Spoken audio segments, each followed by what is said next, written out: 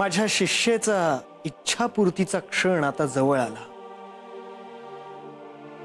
श्री खंडेरायांचं बानूकडे जाणं न्याय्य ठरण्याचा एकच मार्ग आहे, तो म्हणजे सारीपाट।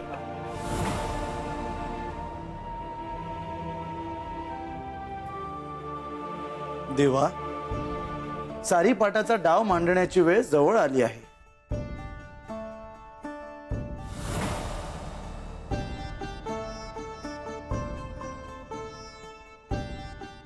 याचा अर्थ कैलासाहून जो सारीपाट मागवला आहे त्याचा खऱ्या अर्थाने उपयोग होईल। पण प्रधानजी,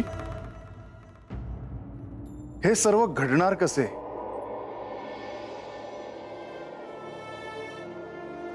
सांगा मुनिवर।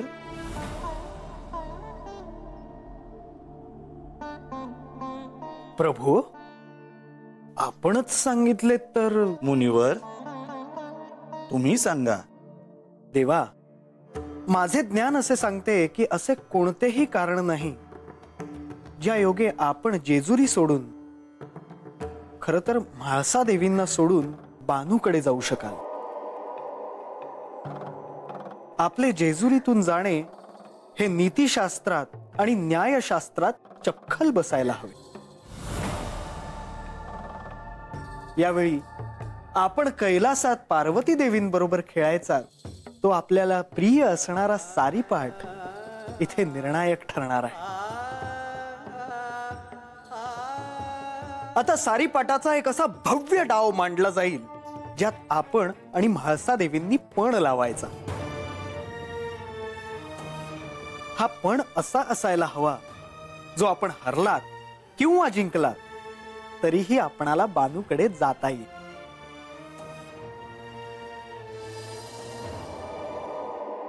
परंतु मुनिवर, एक महत्वाची अडचण आहे।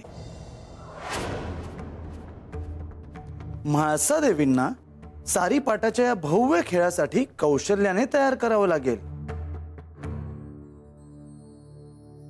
त्यांचा होकार मिळवावा लागेल। प्रभू, आपण ते सहज साध्य करू शकाल। ते आपण नंतर ठरवूयात।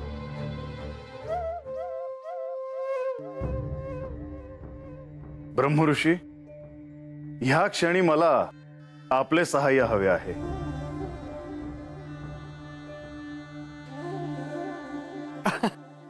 देवा, आपण जगदीश्वर आहात। आपण ठरवले तर आपणाला काय अशक्य आहे?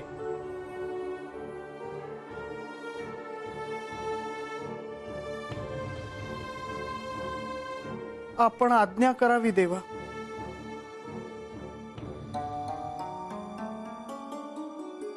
मुनिवर, आपण तात्काळ बानूकडे जाऊन तिला आश्वस्त करा की सर्व काही संपले नाही। ही एक परीक्षा आहे आणि तिला या दिव्यातून जावं लागेल। नारायण नारायण।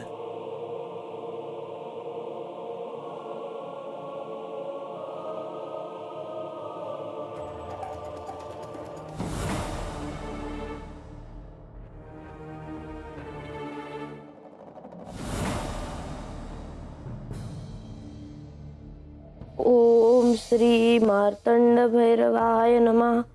ओम श्री मार्तंड भैरवाय नमः। ओम नारायण नारायण। बानू,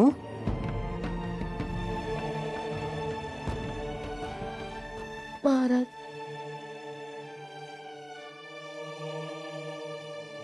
महाराज, तुझी हाक श्री खंडेरायांपर्यंत पोहोचली आहे बानू।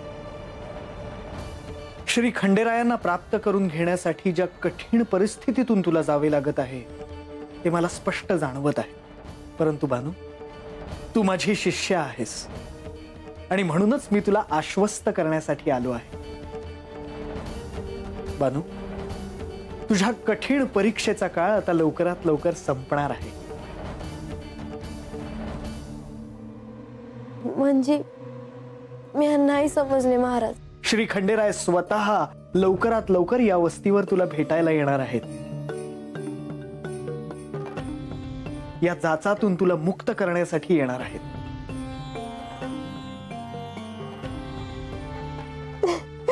मला ठाव होतं महाराज, माझं देव मला असं कधीच एकलीला सोडून जाणार नाही.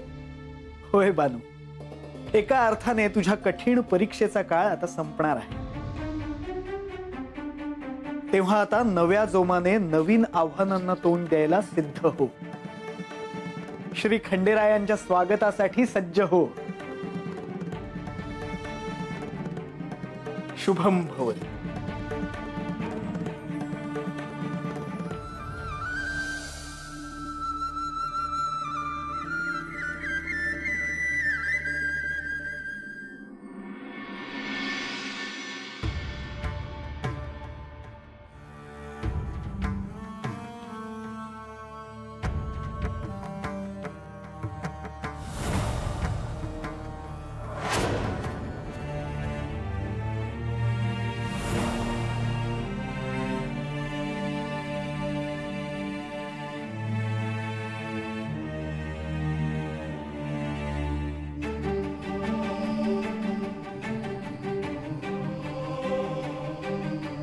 घ्या.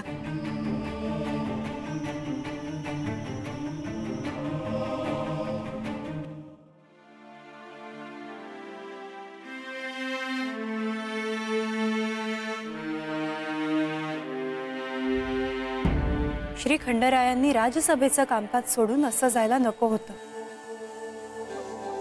त्यांच्या दृष्टीने ते कितीही योग्य असलं तरी त्याचा चुकीचा अर्थ काढला जाईल.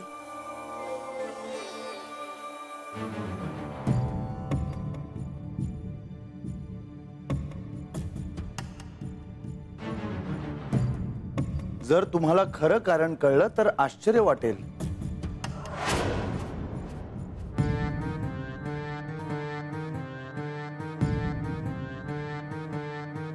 मग सांगा हवं तर.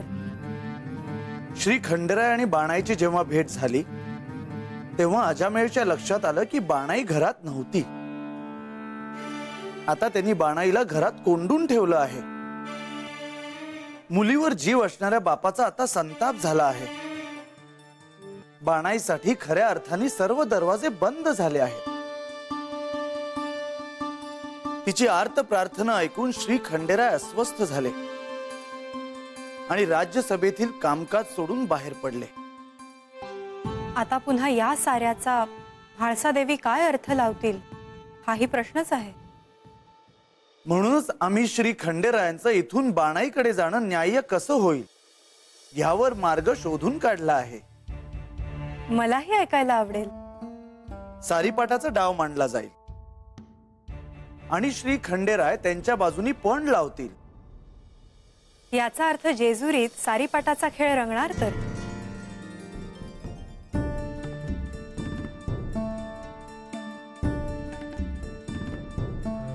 नारायण नारायण.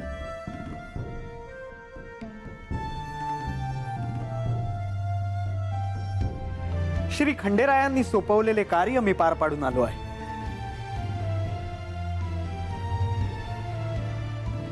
बानूला धीर न सोडता संयम कसा ठेवायचा हे मी सांगून आलो आहे. मुनिवर, यानंतर तुमच्यावर मी एक खूप महत्वाचं कार्य सोपवतो आहे.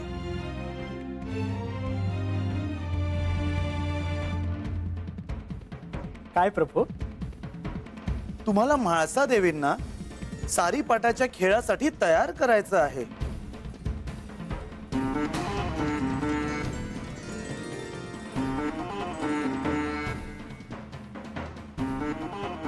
आणि हा खेळ सर्व प्रश्नांचं उत्तर कसं आहे हे त्यांना समजावून द्यायचं आहे.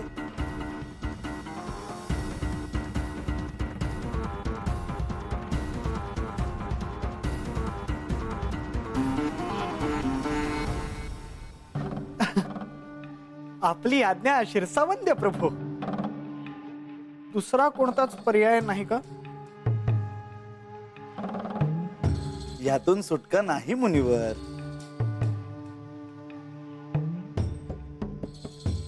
देवी, आता आपण तरी मला सहाय्य करा.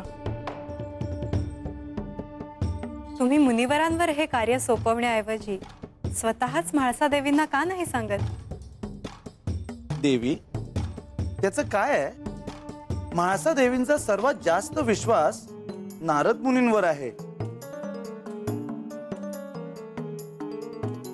मुनिवरांनी सांगितले की कार्य झालंच म्हणून समजा.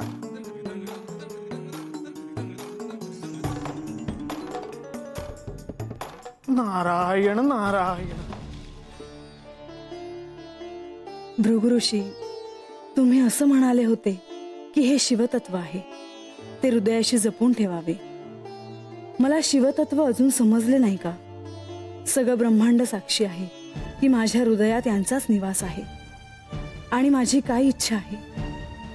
केवळ एवढीच की यांचे प्रेम मला हवे आहे, ते केवळ माझेच राहावे. एवढी छोटीशी इच्छा सुद्धा मी ठेवू शकत नाही. कैवल्याचा, निरेच्छेचा परमोच्च क्षण मला आता नाही अनुभवायचा. मला माझा संसार प्रिय आहे.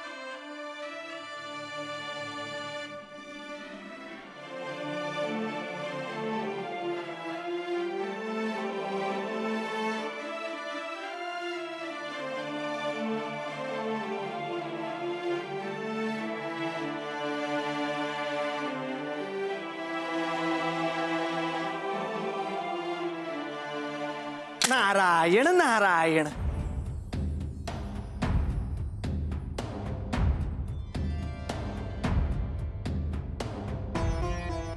या देवी सर्वभूतेषु शांतिरूपेण संस्थितः यशं देहि मां देहि.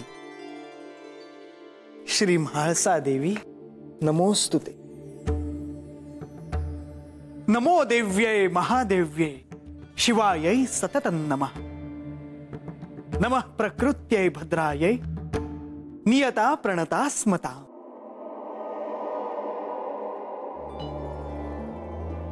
मुनिवर, तुम्ही माझी स्तुती करता आहात आणि शांततेची प्रतिष्ठापना मागता आहात. मी कोण हे देणारी? देवी, आपण ठरवले तर सर्व काही शक्य आहे. नाही मुनिवर, मला नाही असं वाटत. यशम देही माम देही असं तुम्ही म्हणाला. तुम्हाला कोणत्या कार्यासाठी यश हवे आहे? हाती तुम्ही आता कोणते कार्य घेतले आहे?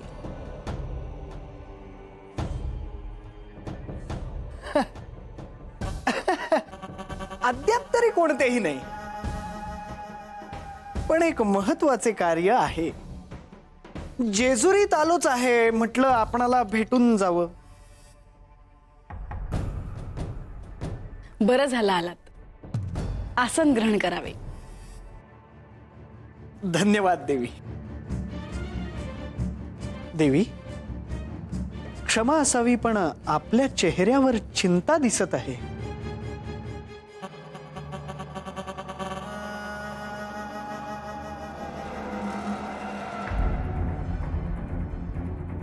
हो, आपल्यापासून कसं लपून राहणार ब्रह्मर्षी?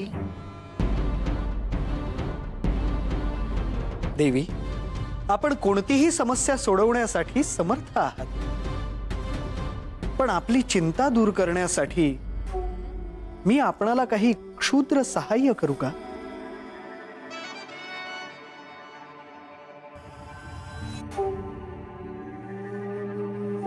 नाही, त्याची काही आवश्यकता नाही. याचा अर्थ देवी, आपला माझ्यावर विश्वास नाही? तसे नव्हे. यांना सांगावं का मनात काय काय आहे ते? देवी, आपण जेजुरी गडाची शोभा आहात. आपल्या चेहऱ्यावर अशी चिंता शोभत नाही. तुम्ही माझा विश्वास याआधी जिंकला आहे म्हणून सांगते. आता कार्य सोपे होईल. हे आदिशक्ती, मी जी मुत्सद्देगिरी करतो आहे त्यासाठी भविष्यात तुम्ही मला क्षमा करा. मुनिवर, आमच्या उभयतांच्या आयुष्यात तिसरं कोणीतरी आहे. कोण आहे ते कळत नाही. ती बानूच असावी. जोपर्यंत ती आहे तोपर्यंत आमचा संसार सुखाचा होणे नाही. ह्यांचं माझ्यावर प्रेम आहे, हे माझी काळजी घेतात. मला जे जे हवंय ते मला यांनी दिलंय. आयुष्यात मला कशाचीच कमी नाही. पण हीच सल आहे की हे पूर्णपणे माझे नाहीत. प्रत्येक वेळी असा क्षण येतो की सत्य मला समजणार आणि अचानक ते चित्र चांगलं कसं दिसतं. कधी कधी मला माझीच भीती वाटते की यांचं जर खरंच कोणा दुसऱ्यावर प्रेम असेल आणि या सत्याला मला सामोरं जावं लागलं तर मी काय करेन. सर्वनाश करेल सगळ्यांचा. राख रांगोळी होईल. संपून जाईल सगळं. देवी, देवी, शांत व्हा. देवी, शांत व्हा.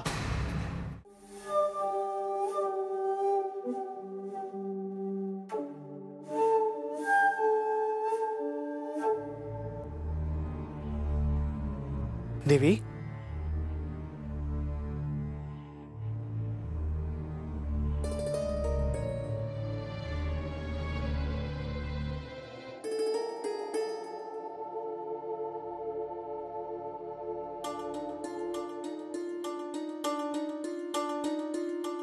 देवी, ही समस्या सोडवणं खूप सोपं आहे. देवी,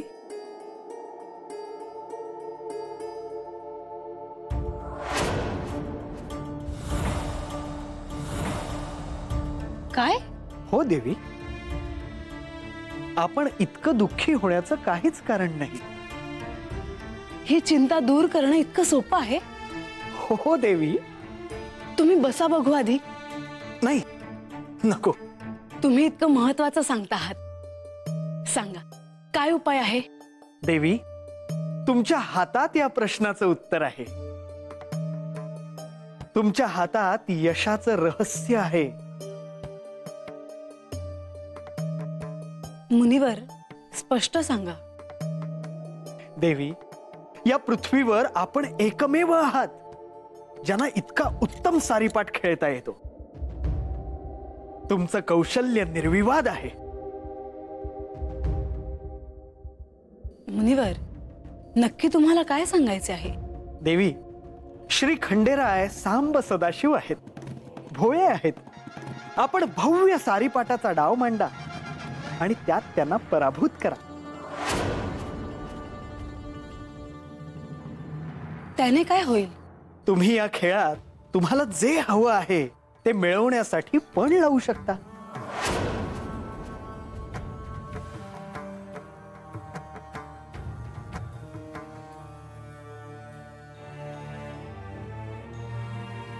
श्री खंडेरायांना तुम्ही तुमच्या वचनात बांधून ठेवू शकता. तुमच्या इच्छेबाहेर ते जायचे नाहीत आणि तसे ते शब्दाचे आणि वचनाचे पक्के आहेत. सारांश, त्यांच्या आयुष्यातून तुम्ही बानूला कायमच दूर करू शकता.